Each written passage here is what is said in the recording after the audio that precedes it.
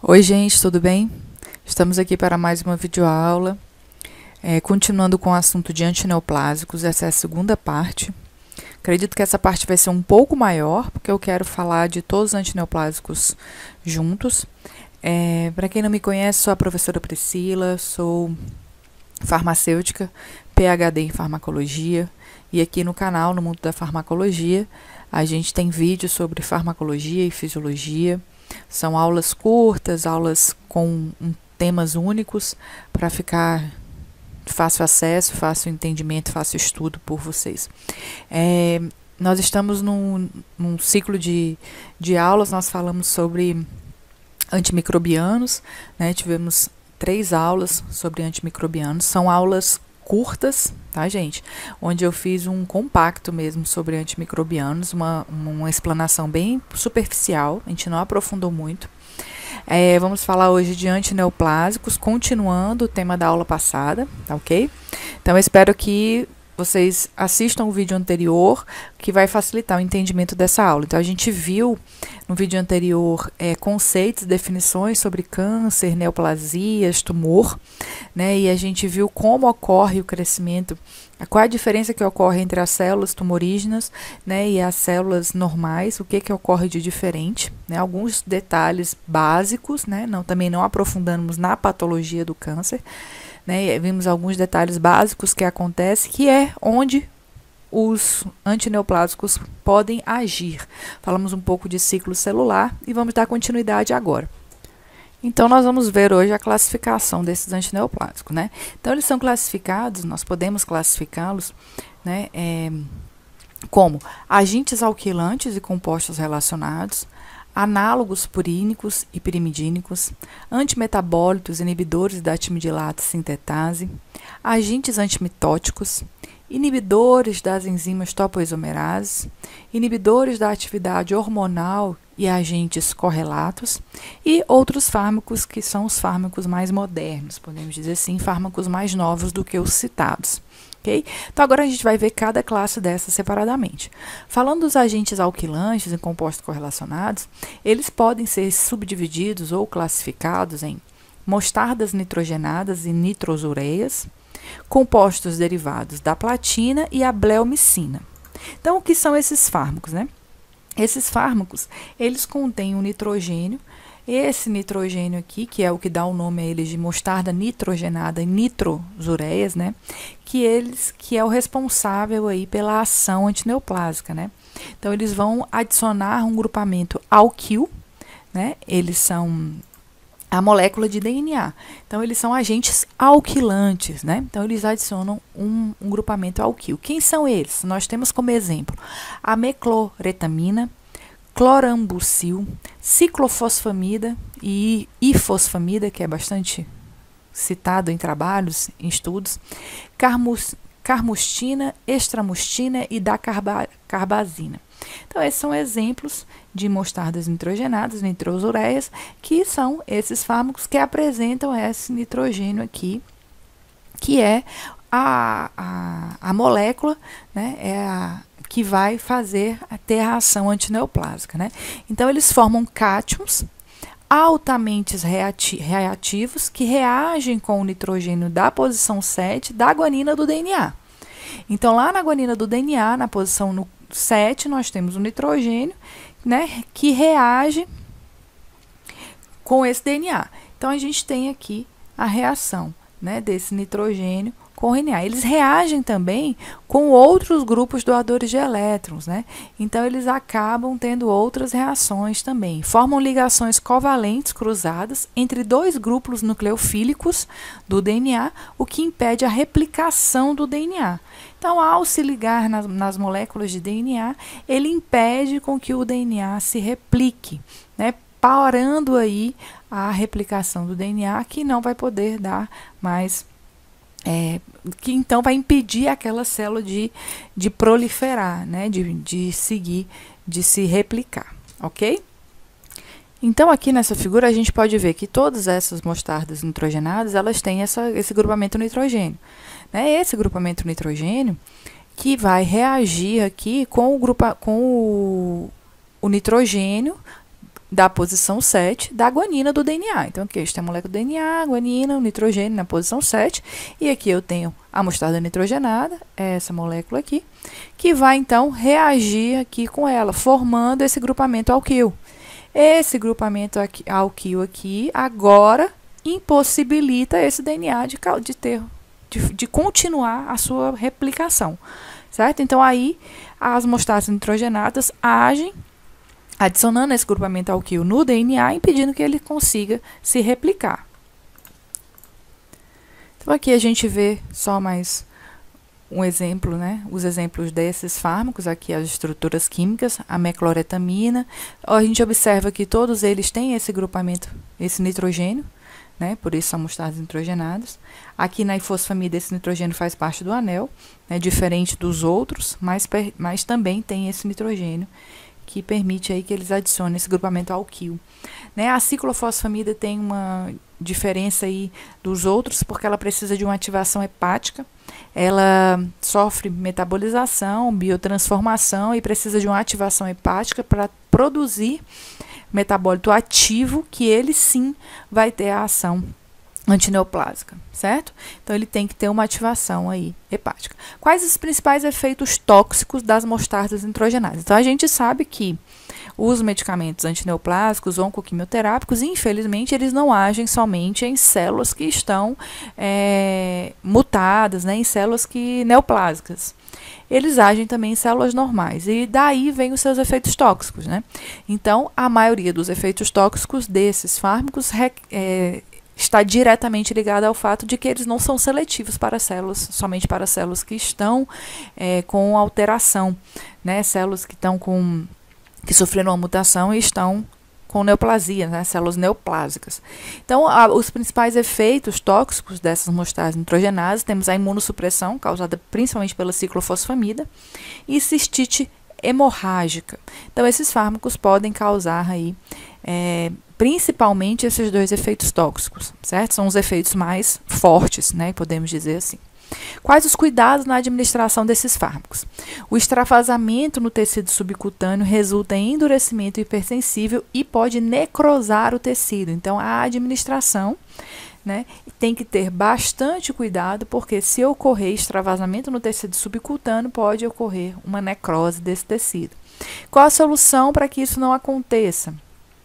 Infiltração imediatamente de solução isotônica estéril de tiosulfato de sódio, seguida de compressa de gelo, faz com que você não tenha esse endurecimento hipersensível e chegue a uma necrose do tecido, caso haja um extravasamento no momento da administração. Os compostos da platina, e nós vamos para outro grupo. Compostos da platina, nós temos a cisplatina, carboplatina e oxaliplatina. Eles têm aqui o grupamento, a platina, né, formando essas ligações. Então, formam ligações covalentes com dois grupamentos adjacentes no DNA, prevalentemente nas posições N7 e O6 da guanina. Então, eles têm uma preferência por agir aí no nitrogênio na posição 7 e no oxigênio na posição 6 da guanina. São muito utilizados para câncer testicular, pulmonar, de ovário e de bexiga. Então, aqui nós temos uma demonstração da estrutura química, né? Aqui nós temos a guanina, posição 7, a cisplatina, né? E ela vai interagir aí, fazendo uma ligação cruzada com o DNA, nessa posição 7 ou no oxigênio 6, né? Então, ela faz aí uma ligação cruzada e impede agora que esse DNA se replique. Então, inibe a replicação do DNA por causa dessa ligação cruzada com a platina. Além aí de impedir a replicação, ela pode impedir que esse DNA faça sua transcrição, pode impedir que esse DNA sofra alguma reparação, impede que ele sofra reparação e pode causando aí a morte da célula, certo? Então, o ideal era que ela reconhecesse somente as células neoplásicas, né? Que a gente sabe que isso, infelizmente, não acontece.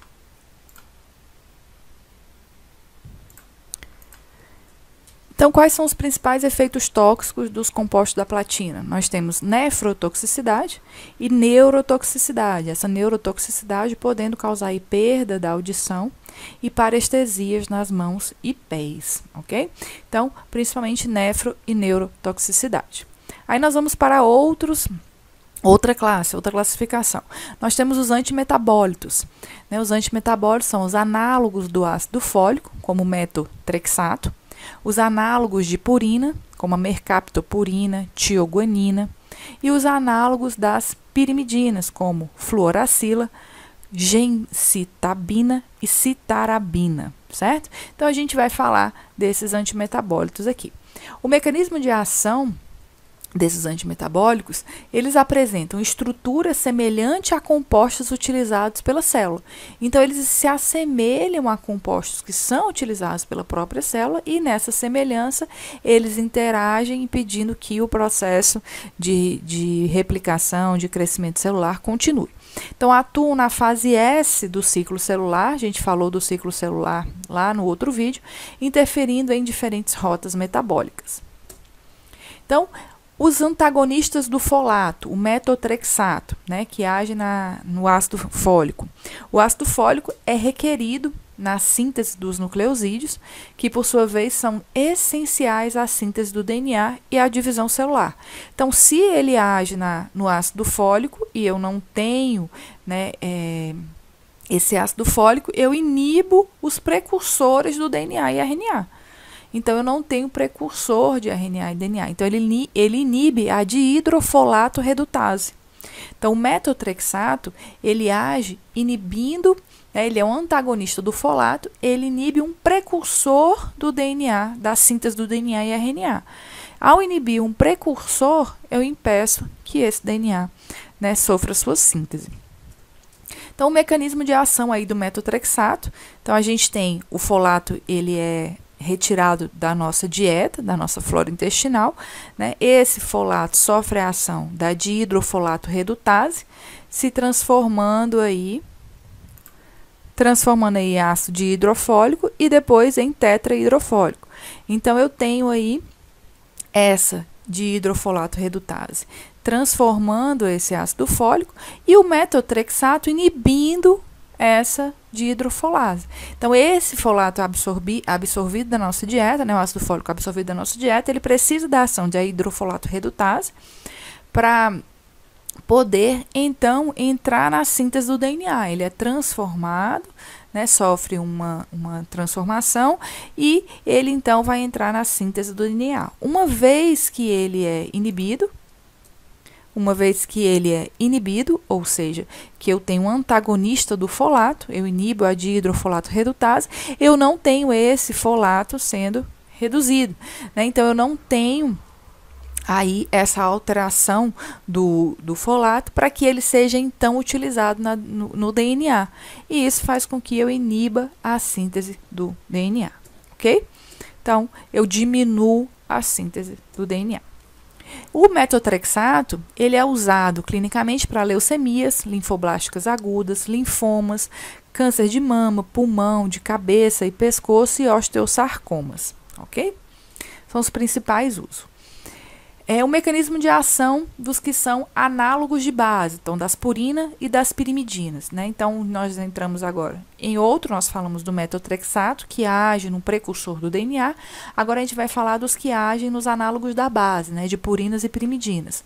Então, análogos de purinas, eu tenho mercaptopurina e a tioguanina. E os análogos de pirimidina, eu tenho fluoracila, gencitabina e citarabina. Então, esses fármacos, eles vão agir. Então, eles vão agir sendo incorporados ao DNA ou RNA. Né? Por que eles são incorporados? Porque, como a gente já tinha falado, eles são muito parecidos com as purinas e as pirimidinas. Né? Então, eles são análogos, muito parecidos.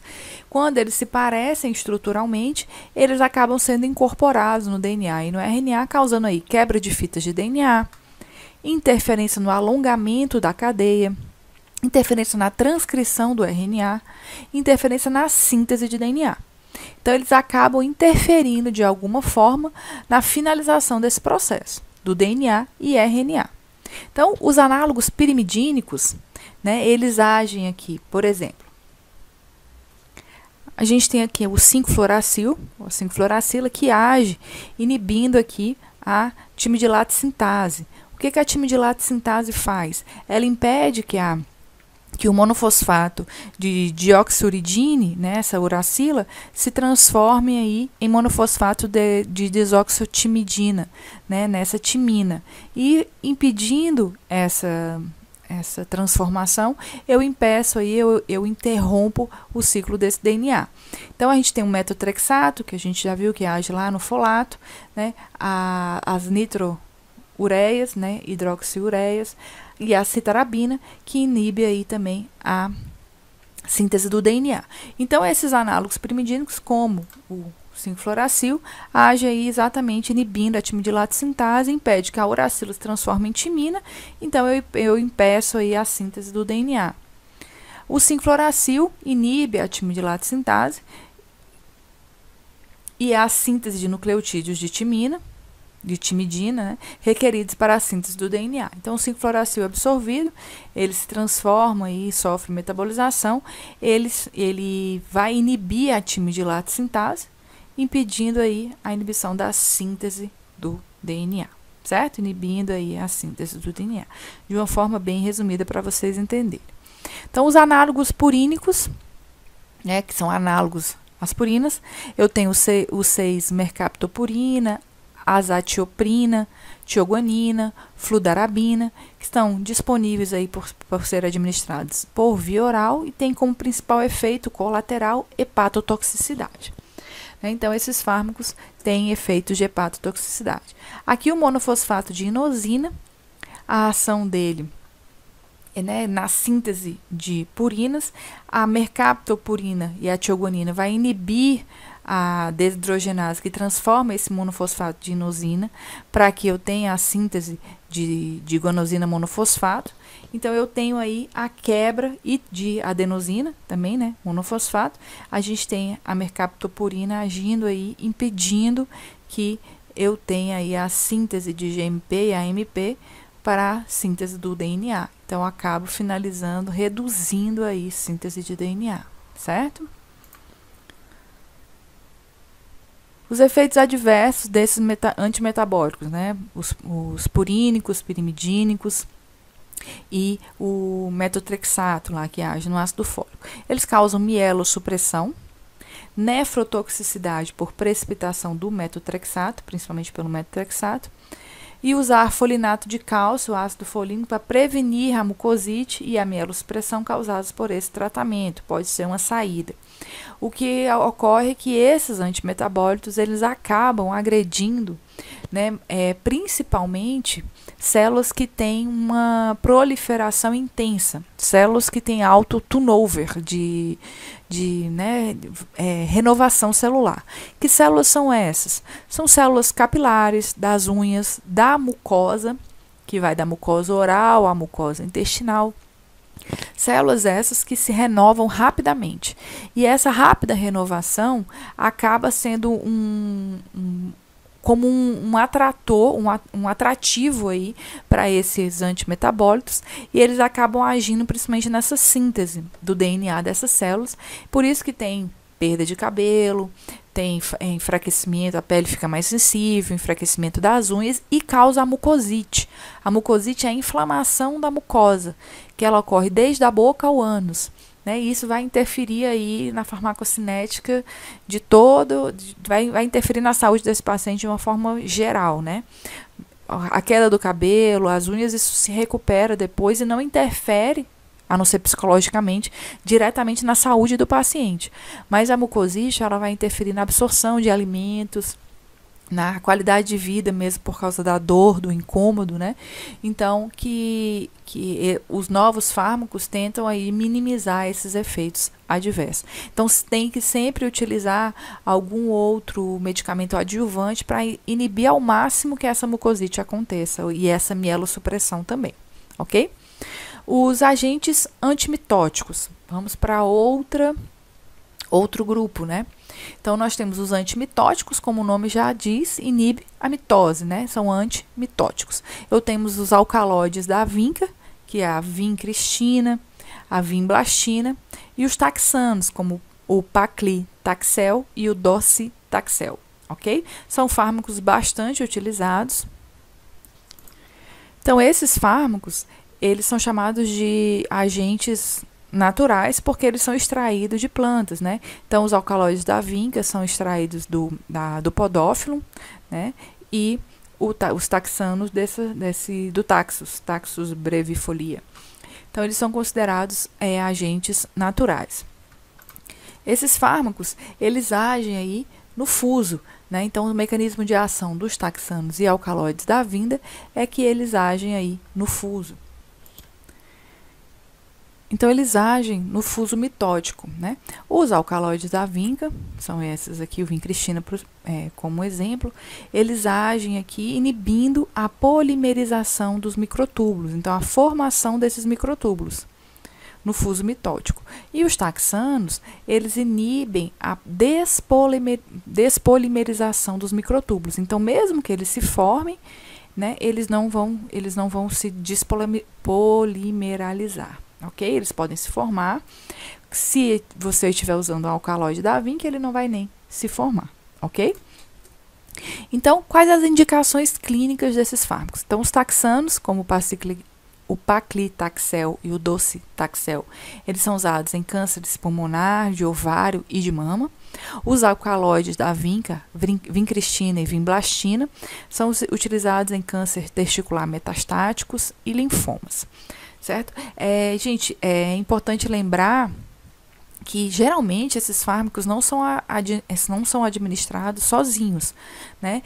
O médico pode escolher fazer uma associação de antineoplásicos, né, de acordo com cada paciente. Então, ele vai estudar o paciente, a condição física desses pacientes. Então, esses pacientes eles são monitorados, eles têm que estar sendo monitorados todos os exames de sangue, né, para que eles tenham condições de estar sempre recebendo a medicação. Se o médico achar que esse paciente, alguns ciclos são de 15 dias, às vezes uma vez na semana, às vezes mais de uma vez na semana, às vezes de 30 em 30 dias, tem químios que são dadas em maior intervalo de tempo. Então, isso tudo depende do tratamento, de como o paciente reage a esse tratamento também, porque a cada nova aplicação, novos exames são requeridos para se ver a situação no momento daquele paciente, para ver se ele tem condições de sustentar uma nova quimioterapia, né? A quimioterapia ela é extremamente agressiva ao organismo. Então, o paciente tem que ter condições, o organismo tem que ter condições de sustentar aquela medicação dentro do corpo para que as células que devem morrer morram e ele continue aí vivo, né, vamos dizer assim. Então, todos os exames, eu nem coloquei aqui nas aulas, porque aí a gente já vai mais para a parte clínica da patologia. Então, muitos exames são requeridos. Esses pacientes não usam, a gente fala das medicações isoladamente. Então, muitas vezes não se é usado isoladamente, se faz um combo, né, uma aplicação de vários antineoplásicos, né, dependendo do tipo de câncer, da idade do paciente, de tudo mais, ok? Quais são os principais efeitos adversos dos antimitóticos? Eles podem causar o paclitaxel, como exemplo, pode causar hipersensibilidade aguda. O docetaxel pode causar retenção hídrica. A vincristina e os taxanos podem causar neuropatia periférica. Então, eles têm efeitos adversos. A gente está citando os principais efeitos, certo? Dentre esses tem vários: náusea, vômito, perda de cabelo, perda de peso, né? Enfraquecimento de unhas e de pele, enfraquecimento muscular. Tudo isso eles podem causar de forma geral. Tá? Quais os cuidados na administração desses antimitóticos? Diluição em soro fisiológico ou soro glicosado, e contaminação acidental dos olhos pode levar à ulceração da córnea. Então, tem que ter muito cuidado para que não ocorra uma contaminação dos olhos. Isso aqui é importante também, não somente na administração, como no processo de manipulação, né, pelo farmacêutico lá, dos quimioterápicos. Aí a gente entra para outra classe, né? Os inibidores das enzimas topoisomerases. As topoisomerases, ou DNA gerase, são aquelas enzimas que são responsáveis pela distorção das fitas de DNA. Né? Então, são enzimas que reduzem o estresse de tensão do DNA espiralado, permitindo que regiões do DNA se desenrolem, tornando-se disponíveis para a ocorrência de processos celulares, como a replicação, recombinação, reparo e transcrição do DNA. Então, é aquela enzima que causa lá a diminuição da tensão para o desenrolar do DNA, das fitas de DNA. As topoisomerases, né, os inibidores das enzimas topoisomerases, eles podem ser de dois tipos, né, do tipo 1 ou do tipo 2.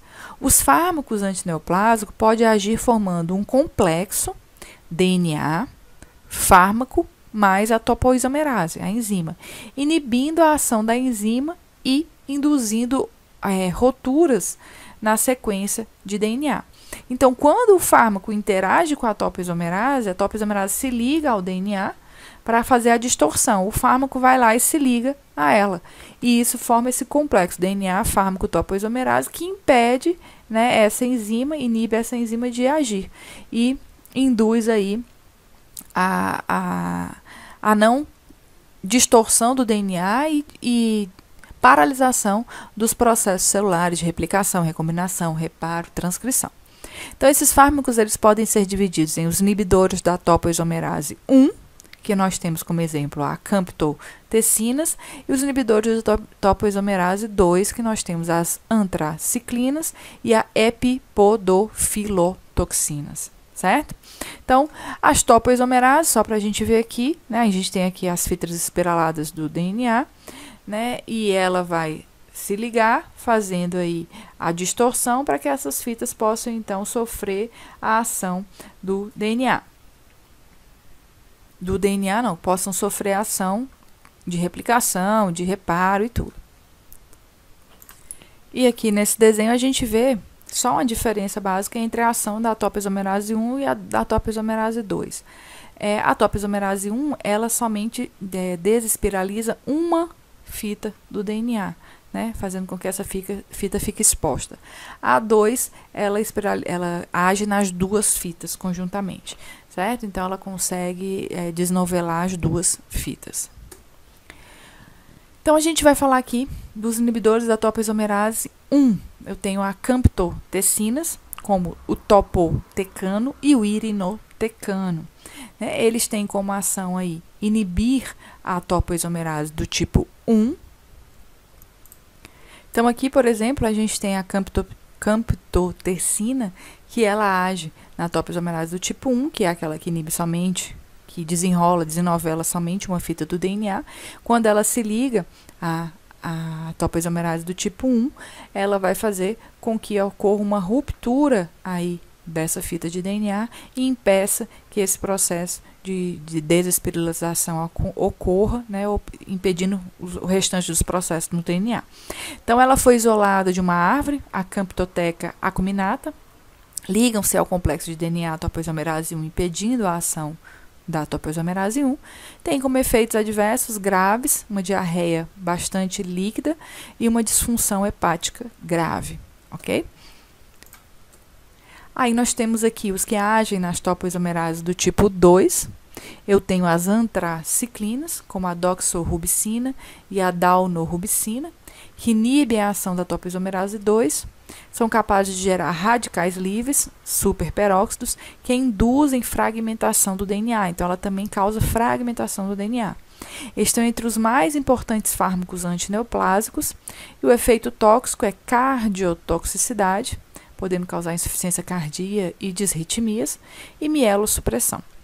Então, o paciente que faz uso de uma doxorubicina, por exemplo, ele tem que ter acompanhamento, além dos exames de sangue, exames cardíacos periódicos, né, provavelmente em toda aplicação, para que tenha um acompanhamento dessa cardiotoxicidade.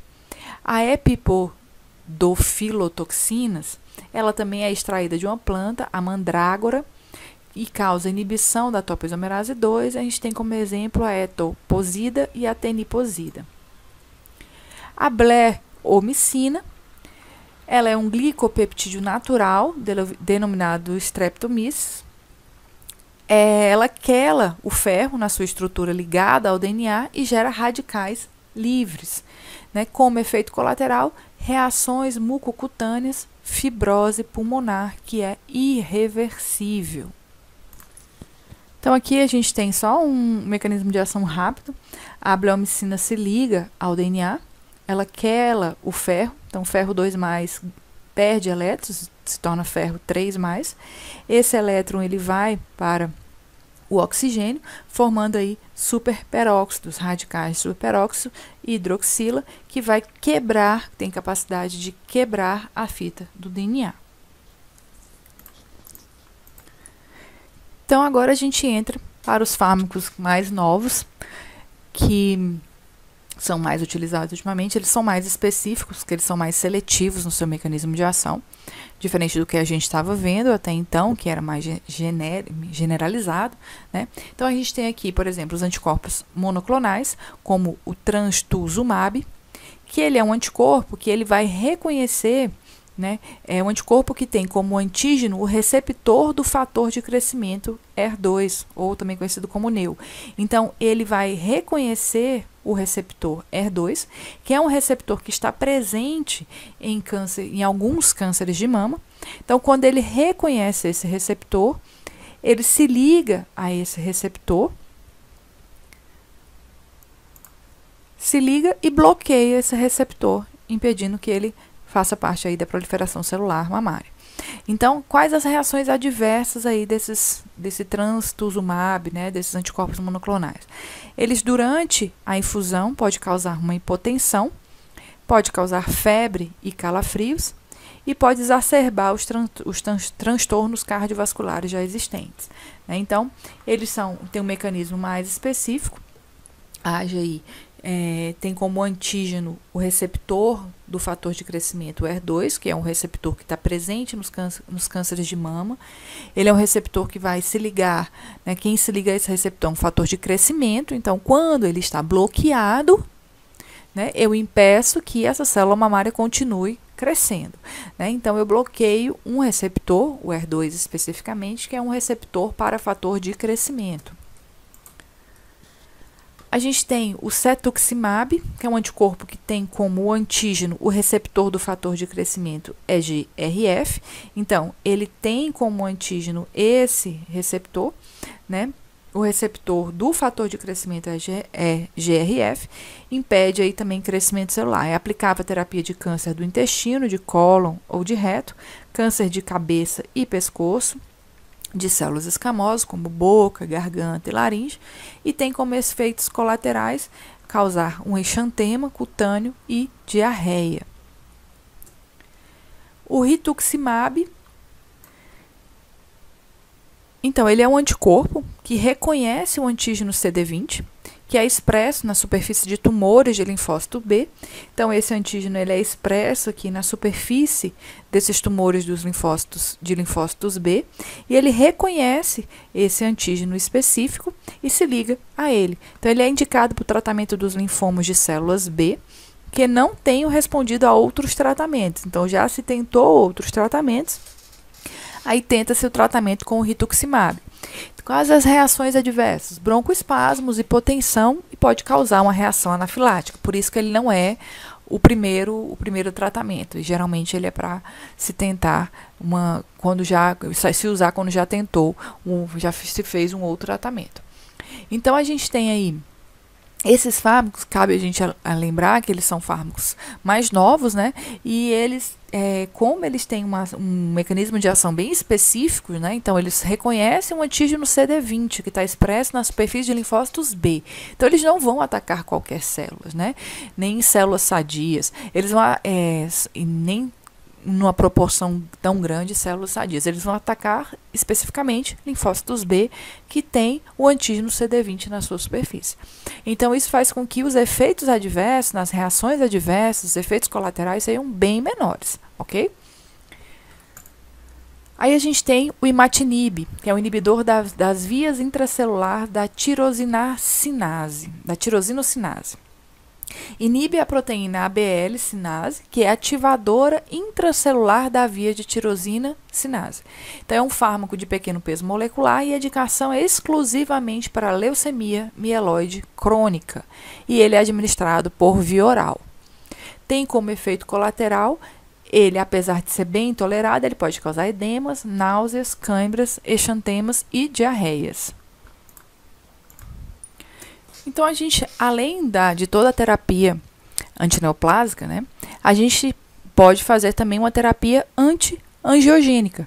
A gente sabe que o crescimento de novos vasos, né, que a gente falou lá no primeiro vídeo, ao redor do tumor, é uma característica do câncer, né, de células neoplásicas, né, do crescimento de tumores, da aglomeração de células tumorígenas. Então, a gente tem uma terapia anti-angiogênica.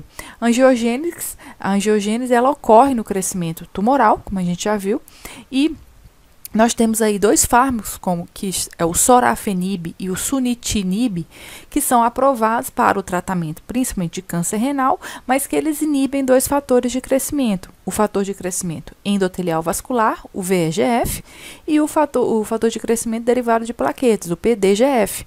Ele inibindo esses dois fatores de crescimento, eles estão aí, são fatores que ativam o receptor tirosina quinase. Então, eles estão inibindo aí receptor tirosina quinase indiretamente. Então, eu tenho aí um fator que vai inibir a angiogênese.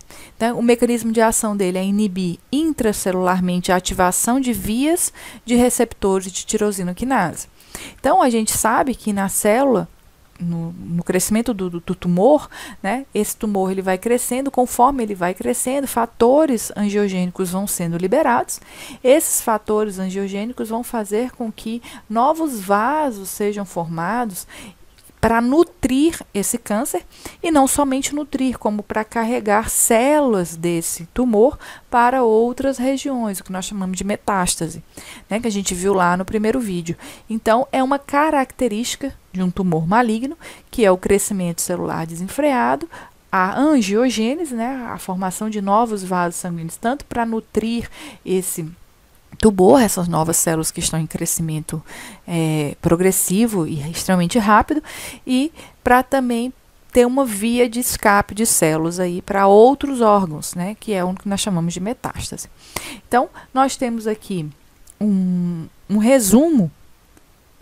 Nesse resumo aqui, a gente pode ver fármacos como o cetuximab, né, que inibem aqui o receptor, né, os receptores de fatores de crescimento. A gente tem os que agem nas enzimas tirosina quinase, né, inibindo essa enzima. Então, mesmo que esse receptor seja ativado, essa enzima tirosina quinase não vai fosforilar e a gente não tem ativação da cascata para ter aí a finalização crescimento celular.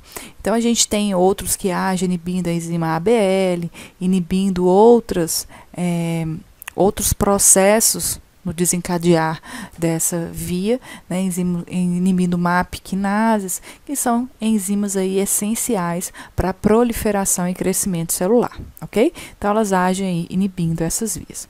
Então, os efeitos adversos gerais das quimioterapias, né, os mais conhecidos, náusea, vômito, diarreia, pode causar aí cistite, esterilidade, mialgia, neuropatia, flebite, mielossupressão, insuficiência renal, realocação, né, local, cardiotoxicidade, fibrose pulmonar, alopécia e mucosites, que a gente já falou. Então, são efeitos generalizados aí dos quimioterápicos. Aqui a gente tem um resumo da aula, né? Nesse resumo a gente vai podemos visualizar aí a ação das hidroxiureias, né, todos inibindo aí a DNA, desoxirribonucleicos.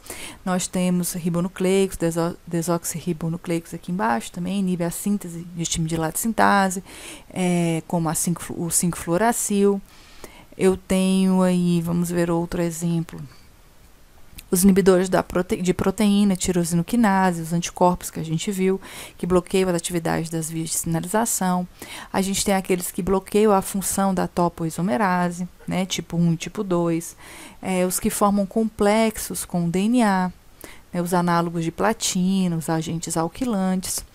A gente tem o metotrexato, que age lá na síntese do folato, né? Inibe a redução do dihidrofolato, bloqueiam a síntese de timidilato e purina. A gente tem o mercaptopurina e a tioguanina, que inibe a síntese de anéis de purina, inibe a síntese de DNA. Então, aqui a gente tem um resumo dos mecanismos e locais de ação desses agentes quimioterápicos que são úteis nas doenças neoplásicas, ok? Então, a gente finaliza aqui essa aula sobre antineoplásico. Eu espero que vocês tenham entendido a aula, tenham gostado, curtam o vídeo, compartilhem. Não deixem de assistir o primeiro vídeo, para vocês terem um entendimento completo sobre antineoplásicos. Qualquer dúvida, me mandem e-mails, podem deixar nos comentários que a gente responde.